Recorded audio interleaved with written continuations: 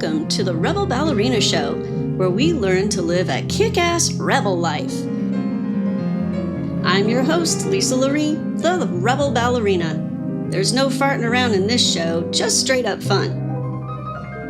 But if your ears are sensitive, go ahead and move along. If you want a truly kick-ass life, well, then here we go.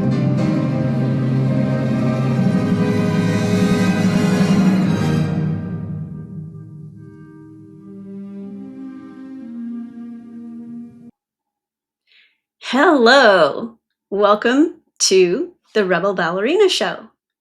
I am Lisa Laree, the Rebel Ballerina, as you have probably guessed. I wanted to talk about what it feels like to be a rebel. It might not be what you think. So before we get into that, check out my ebook. It's called From Almost Ending It All to Fun Hot Bitch Mom. Kind of a crazy title, I know, but it's kind of sums it up, really. So check it out because there's a lot of good stuff in there and it might catch your attention. You might actually relate to some of the stuff I've been through, or might find something new and go, oh, that's a new understanding. Helpful, right? That's why I wrote it. So I'm hoping that it will be useful, helpful, useful. That's another Ben Franklin thing. Not only possibilian, but useful. So I hope that ebook is useful for you. And now back to the question, what does it feel like to be a rebel? Ever rebelled before? Did you feel like you were being sneaky? Perhaps. Well, this isn't exactly that. This isn't being sneaky. This is just being real. It's very different from what you might expect. But the rebellion I'm talking about, being a rebel ballerina, and being a rebel fawn is actually just being me. And it's been quite an interesting road, path, journey, whatever you want to call it, to get to the point where I could actually just be me. And you know what that brings about? Peace, happiness, joy, excitement, exhilaration. The stuff that was completely missing from my life for a seriously long time. Well, maybe even a lifetime, actually. Because this fawn pattern starts as a trauma response to childhood traumas. So I don't remember what it was like before I was 2. Do you? I don't think so.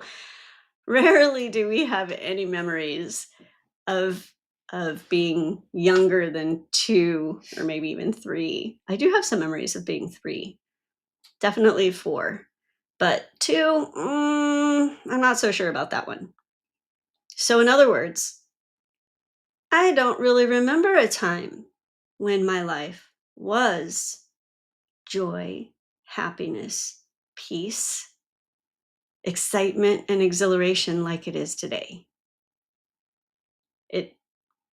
I've had moments, sure. My career definitely brought me a lot of excitement and exhilaration and joy and happiness. I don't know about peace though. That's a tough one in the ballet world. But I did have the rest.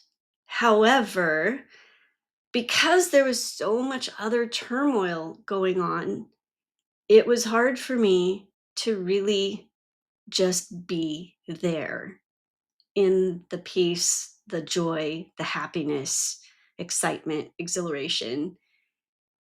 I kind of vacillated. I would have my time where I could get into that and in that sense truly Ballet was a lifesaver, truly. But then I'd leave the studio and, hmm, back to the stress. And, to be honest, there's a lot of stress in ballet too. I mean, we have to do things very precisely. So there's the figuring it out, there's being constantly getting corrections, entirely necessary. Because how are you going to get better at anything if you don't get corrected? I mean, you don't. That's just life. And that's not just ballet either. But ballet teaches extraordinary life lessons very well. And so there is some hardship even in ballet because it's tough.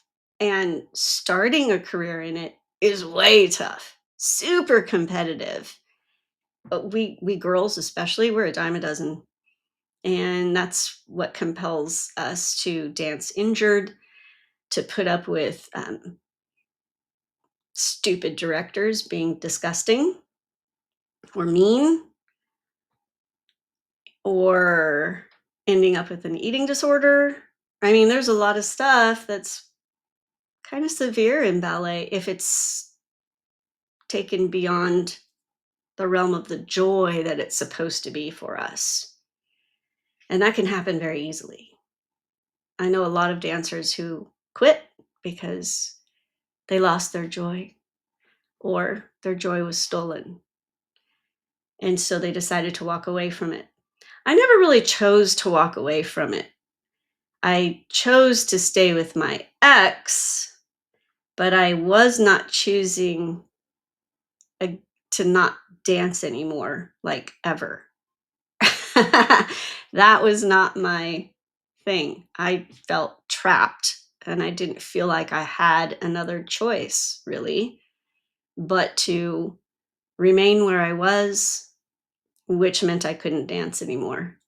Certainly not the way I had intended and had trained my whole life to do. But now there's a different kind of joy, happiness, and actual peace. And that excitement and exhilaration, that is something I'm living now much more just ongoing. Dare I say chronically, but that doesn't have the right connotation, but it's a consistency. I don't have to go to the studio in order to feel the joy and the fun and the happiness. I mean, I still do, for sure, but I can leave the studio and still have joy and happiness and the stuff I'm talking about, and the reason is because I rebelled. So, what did I rebel against then? What do you need to rebel against? Maybe you'll find some similarities here, maybe something you haven't even thought of.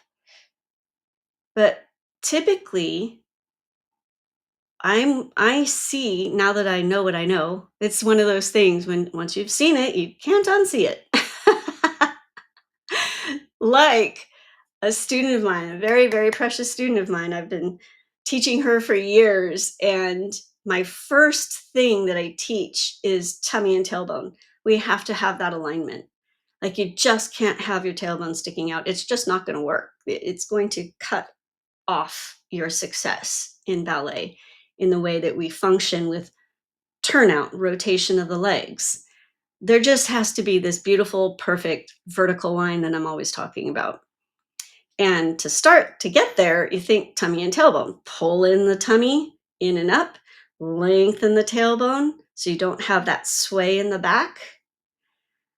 And so that's my big thing. It's the first I actually did create a list of all the things that we have to do, A through Z, and there's plenty more. But this was just talking about standing before even moving and then doing a simple movement, and it took A through Z.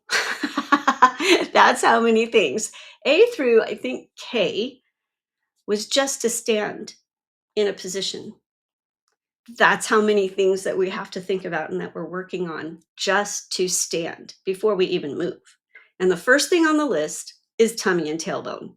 So I was teaching her this years ago and just really emphasizing it over and over and over because I had to correct her nearly every combination. It was like it's so difficult for the body to really understand. Sometimes you have to exaggerate it for the body to go, oh, that's what you wanted me to do, just to get to that neutral point. So I kept tummy and tailbone, tummy and tailbone, tummy and tailbone. And then one day she came to me and was like, oh my gosh, I was watching some other people in class. And then I was even watching people just walking down the street. She's like, tummy and tailbone.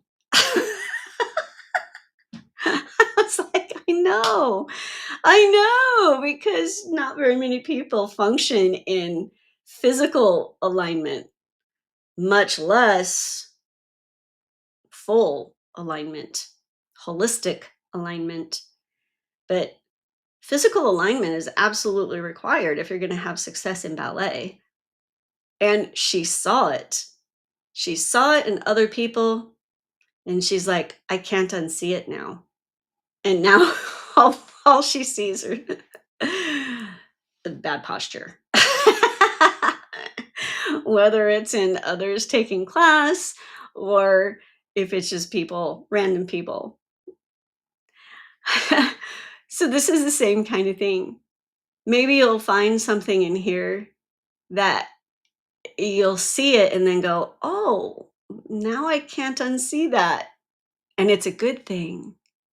It's a good thing when we can see something and then not unsee it, because then we can carry it on and apply it continuously. Excuse me, and have that continual joy and happiness, peace. So the rebellion, becoming a rebel, what I'm talking about, is not about being sneaky. I mean, for me, I kind of think of still James Dean, cigarettes rolled up in the t-shirt, kind of cool looking still, in my opinion, just is. But and so the rebel was being um like disobedient, right? That's what we think of as being a rebel, disobedient. The real question is, what obedience is required and where does it come from and why is it an obligation to obey? So I found that through being a fawn, I was so very obedient. So very obedient. I was such a good girl. Literally, I was. I didn't do anything.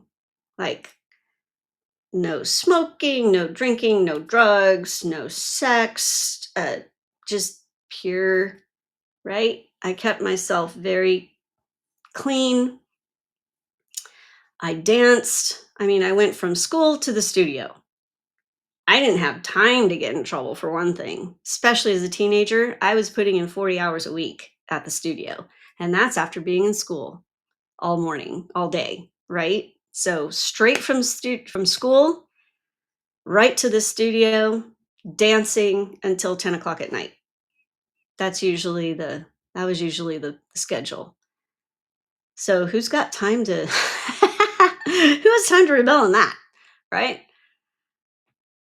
There was no sneaking off, and it wasn't even something that crossed my mind because it's exactly what I wanted to do.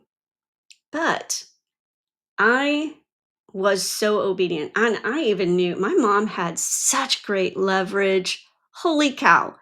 All she would have to do is say, "You're not going to class tonight." And I would have been devastated. And I never gave her that opportunity. I was just so obedient. Got my schoolwork done. I mean, it was hard. I don't like school. But there are a number of reasons, and that's yet another conversation. So the point is, I was so very obedient, and I carried that in through my adult life. And I ended up being obedient in staying in a very, very bad marriage. I was obedient in a lot of ways that now I understand wasn't a good thing. It just wasn't, because that obedience did not have my best interest in mind.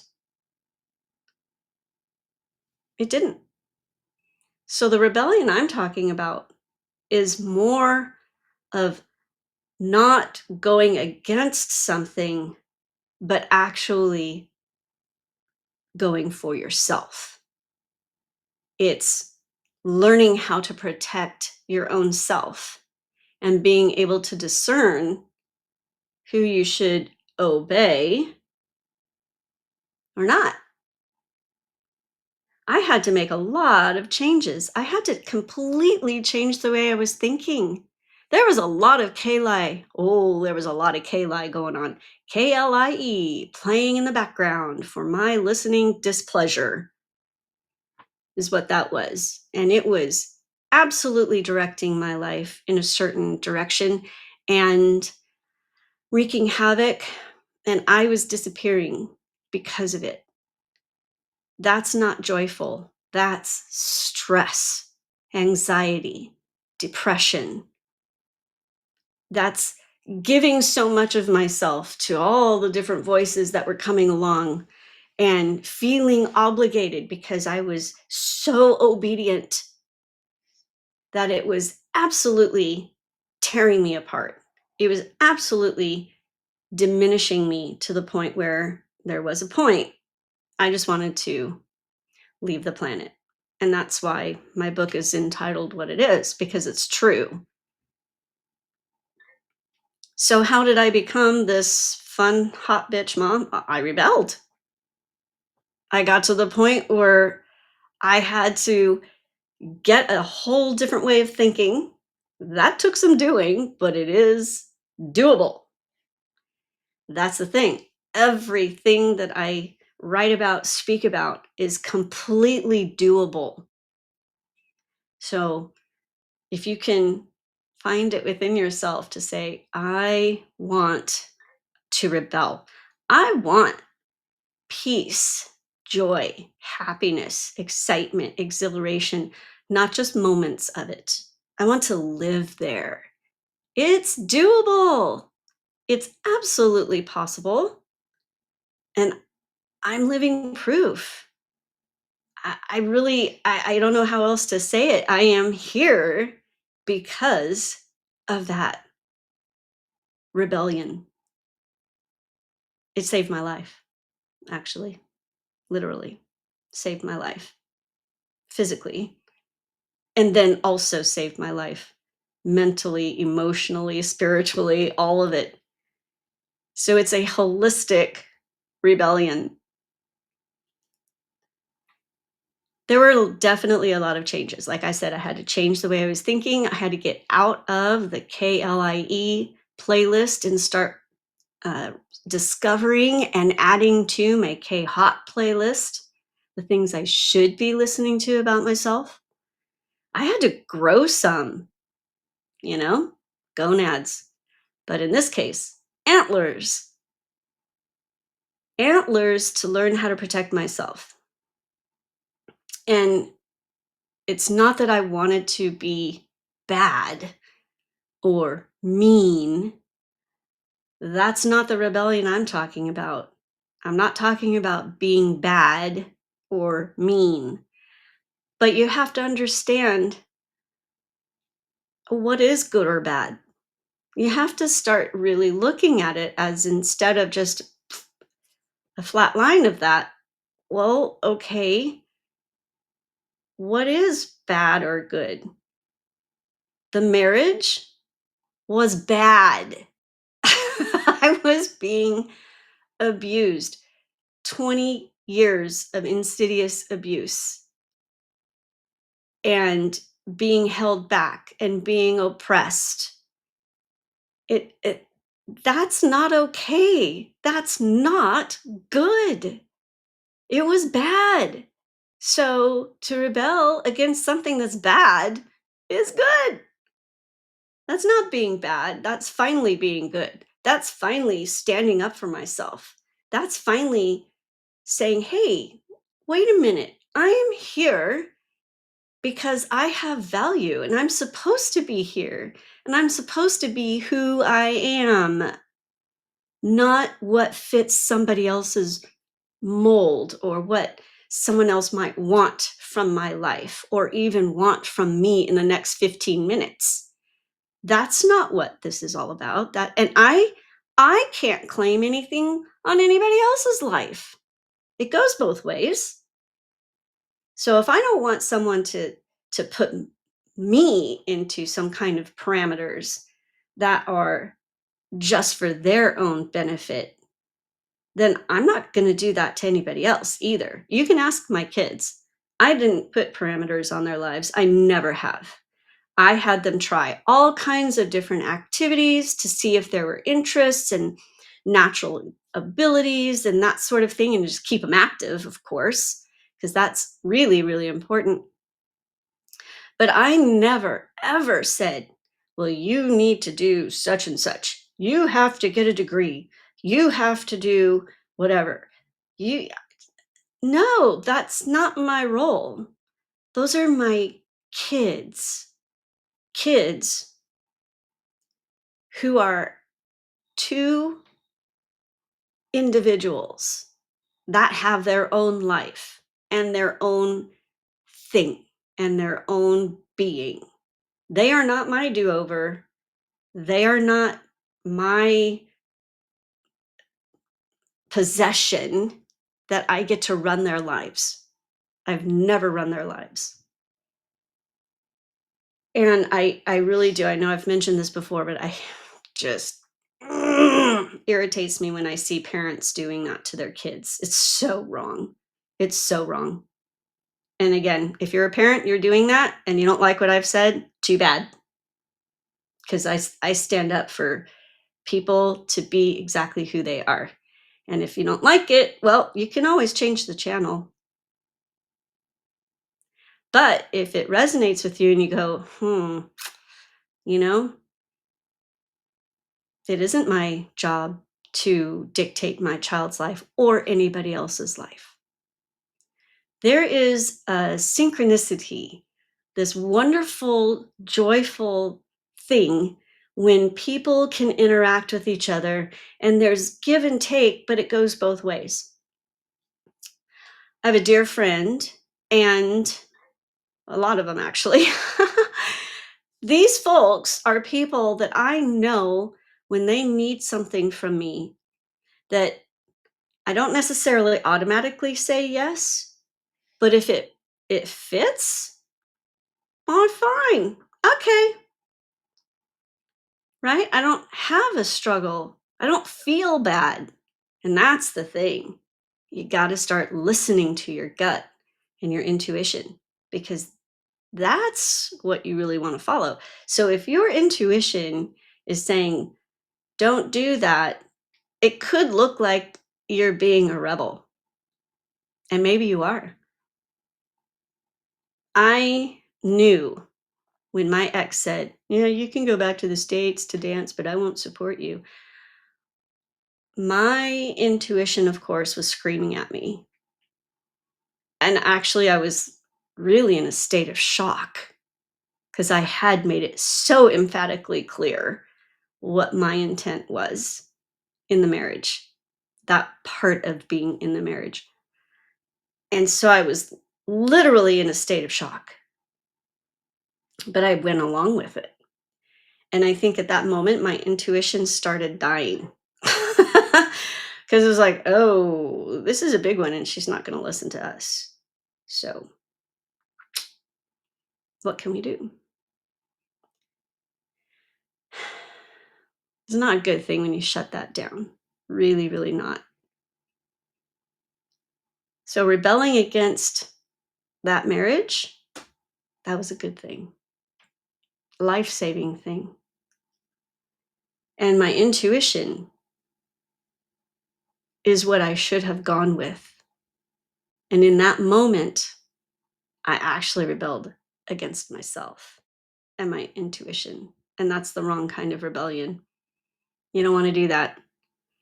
Now my rebellion is for me, not against me. Now my rebellion consists of making sure that I'm taking care of myself, understanding that I am valuable, that I'm here for a purpose and to share and to share exactly this stuff for sure because other people need to know. I didn't know I had power. I didn't know I had this kind of power. And when we're kids, we don't. We don't. We have no power. We have no say so. We have no authority. But as adults, we do. And it's time to rebel. If you're, especially if you're a fawn and you see yourself, you understand that, wow, I do people please all the time. It's exhausting and it doesn't feel good. And it also feels, well, let's see, it creates resentment after a while because you give and give and give and give. And it's like, hey, when's it going to start coming to me instead of just out of me? Right? Who's going to do that? Well, you. You're the one that's going to do that, actually. Just like I had to learn that I'm the one that is responsible for that for me. And then we can start sharing with each other.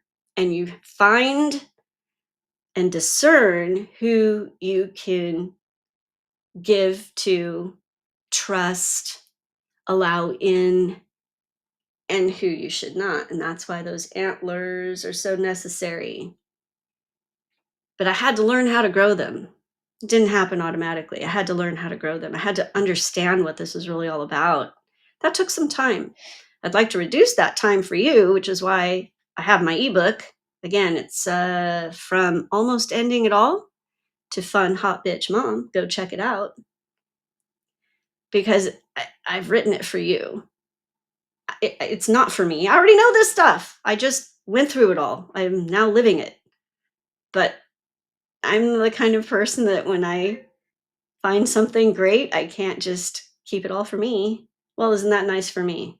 How nice. I get to live this joyful, happy life now. And well, that's that. To me, that's selfish. If I don't share this instead of what we are told as fawns, if you don't do this for me, that's selfish. If you don't put yourself on the back burner, you're not in the kitchen anymore, that's selfish. No, no, no, no, no, no. No. The person asking you to do that, they're being selfish. That was gaslighting. See, this is a whole thing that I had to learn. When people call you names or put that kind of manipulative pressure on you, they're the ones that are being selfish and gaslighting you, pretty much describing themselves. They're trying to put it on you, but they're actually describing themselves. That's what gaslighting is. Kind of interesting. Didn't know that all those years. Didn't know that until very recently. And now it's something I can't unsee. So I'm always seeing it everywhere. So, wow, nice little bit of gaslighting there, huh? There's so many interesting things. But I will say that when you rebel in this way, becoming a rebel fawn, you get to have the life of peace, joy, happiness, excitement, exhilaration. And the reason that that is because you finally get to be you. I'm finally me. Finally, after all these years, decades actually. And I get to live that now. I've chosen to live that now. And I'm like, wow, I could have been feeling like this for so much longer. I'm glad I am now. I don't want you to wait. Don't wait. Start learning this now because then you have more time to be you. And the best thing is, being yourself is fabulous. That's the way it's supposed to be. So if we have to rebel in order to get there, to get that, then what are we waiting for? Let's go. Let's get this rebellion going, right? I know I'm living it and I'm loving it because I actually love me now. I love my life now and I appreciate it now like like never before. I want that for you too. So check out that ebook, From Almost Ending It All to Fun Hot Bitch Mom, and join this rebellion. Be a rebel. Stand up for yourself, discover yourself, live yourself, and have that incredible joy and happiness being you. Have a fabulous day, and I will see you again soon.